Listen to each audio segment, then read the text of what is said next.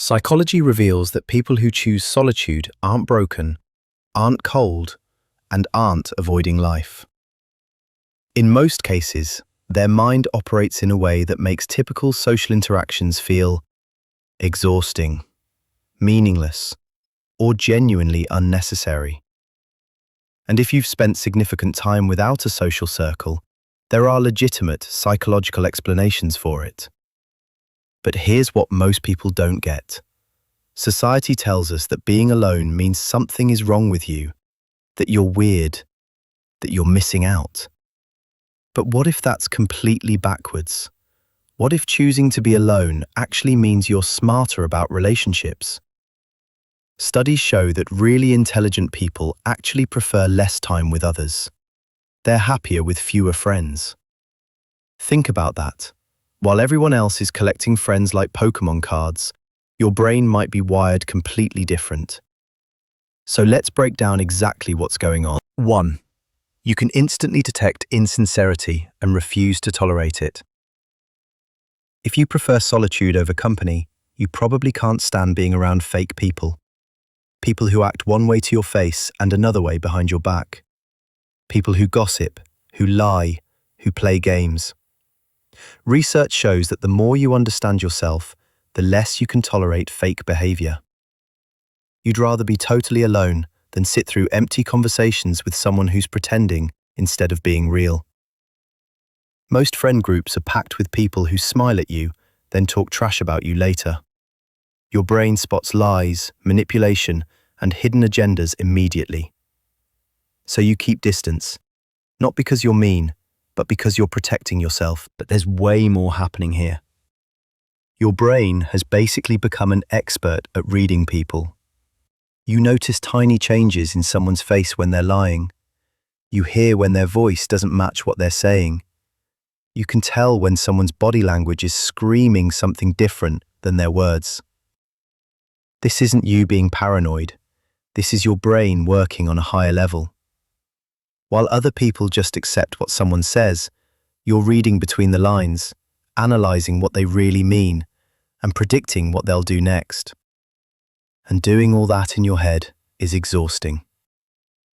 That's exactly why you avoid situations where you have to do it all the time. And here's what nobody tells you.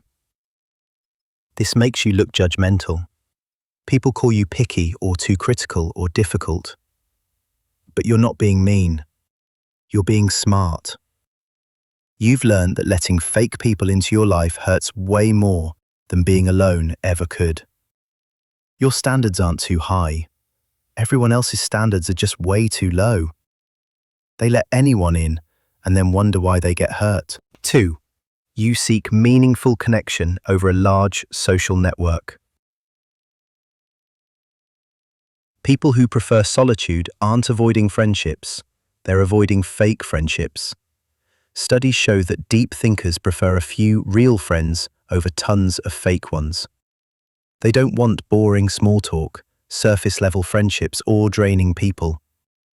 You can't stand small talk. Those "how was your day" conversations where nobody actually cares about the answer.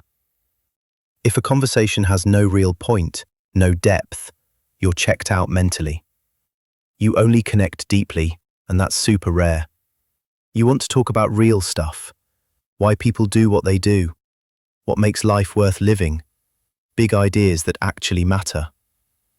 So instead of faking it with shallow friends, you stay alone until you find something real. Let me explain why this happens.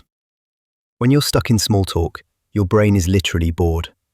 Scientists can actually see this. The thinking part of your brain barely lights up. But when you're discussing deep topics, ideas that matter, questions about life, that same part of your brain goes crazy with activity. Your brain is basically rewarding you for deep conversations and punishing you for shallow ones. This is why you can spend hours alone, reading, thinking, creating stuff, and feel amazing.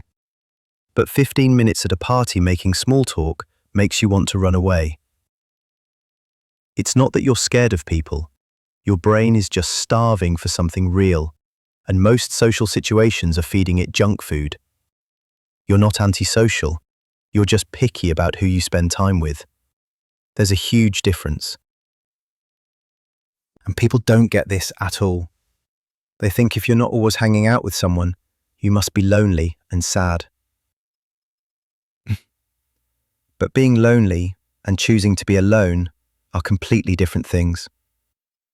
Lonely is when you want friends but don't have them.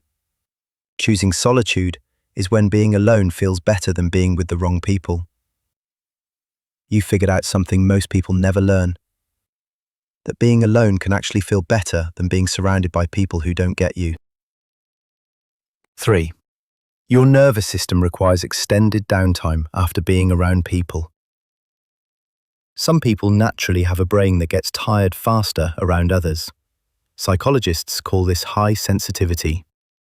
After hanging out with people, your brain needs way more time to recharge. This doesn't mean you hate people. Your brain just uses more energy when you're socializing. While some people get energy from being around others, every conversation costs you something. You notice more details, pick up on more emotions, and think about interactions on multiple levels. You save your social energy because for you, it runs out fast. After being with people, you need total alone time to recover. Let's talk about what's really happening inside you during social stuff. When you're around people, your brain goes into overdrive. It's not just having a conversation. You're also watching facial expressions, listening to tone of voice, predicting what they'll say next, managing how you look to them, and dealing with noise and movement around you, all at the same time. That's a ton of mental work, and for you, it's way harder than it is for most people. Science shows that about 15 to 20% of people have brains that work this way. These people process everything more deeply. They notice tiny details others miss, and they get overwhelmed way easier. If you're one of these people, a 2-hour hangout can feel like running a race in your mind. Your brain is working overtime, and it needs serious recovery time after. This is why you cancel plans sometimes, even when you actually like the people. It's not that you're flaky. Your brain is telling you it hasn't recovered from the last time yet.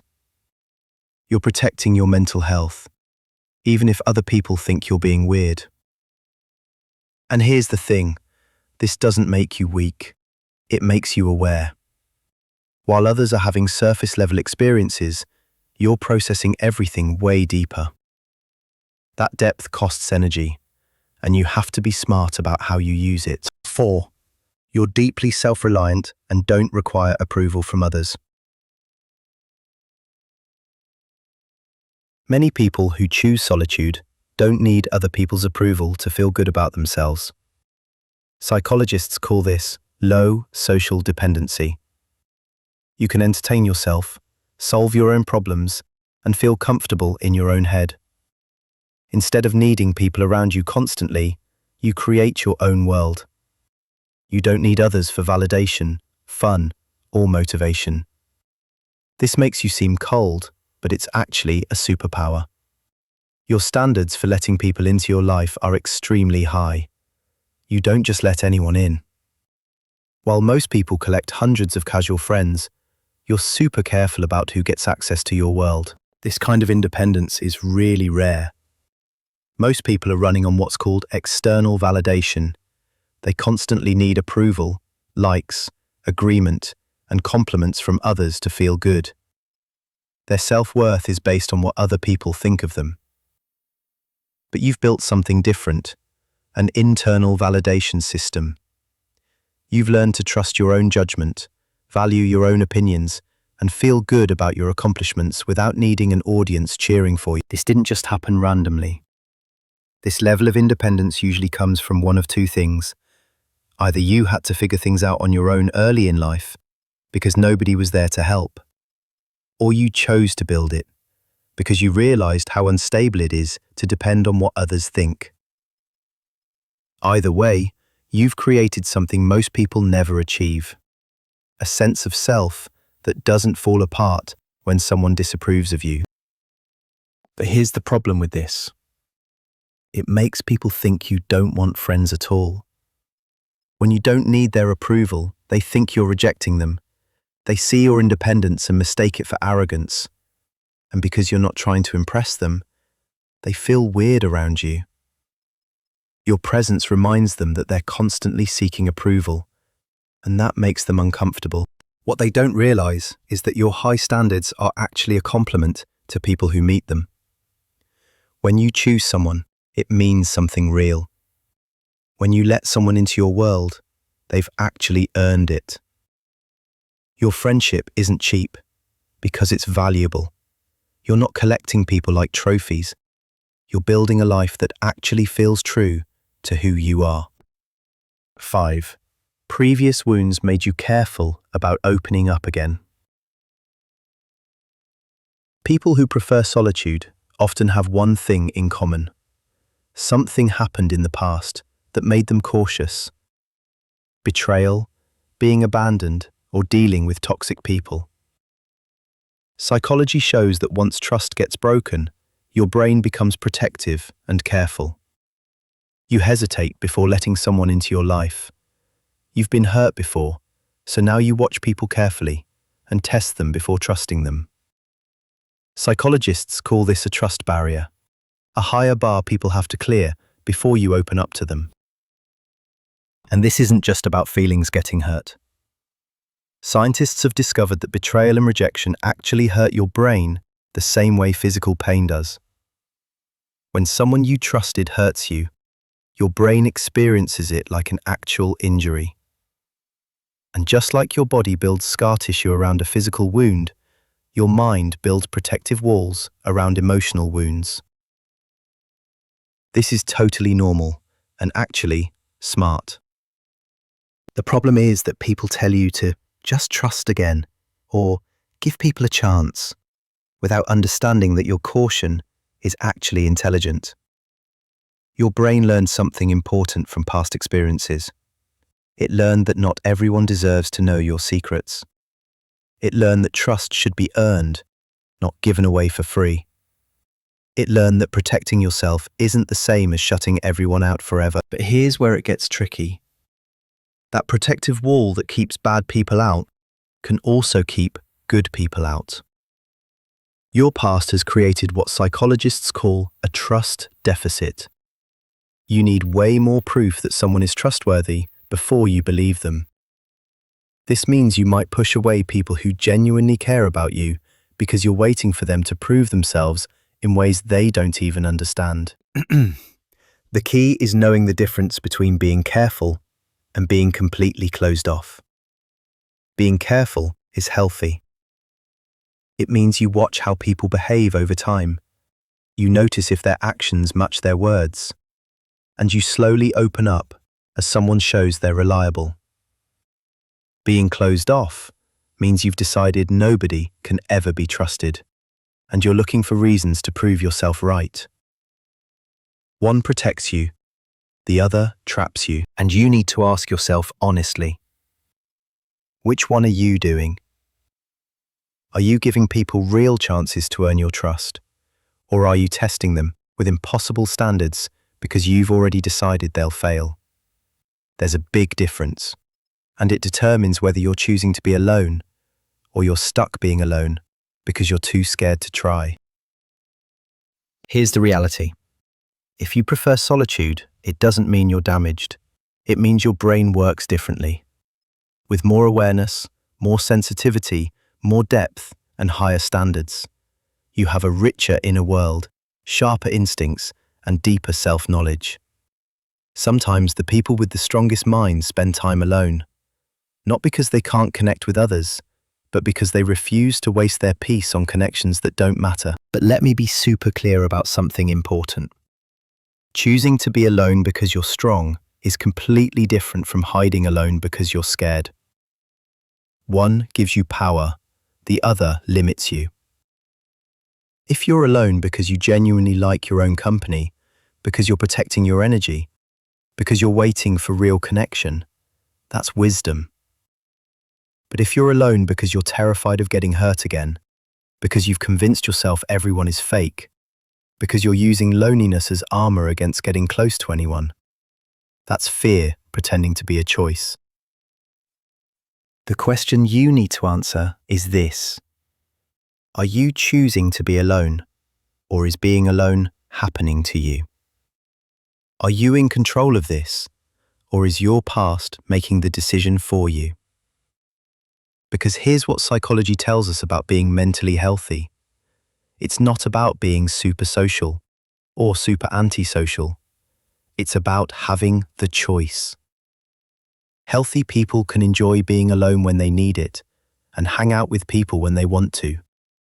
They're not stuck in either extreme. So if you see yourself in these 5 traits, don't just accept them as permanent.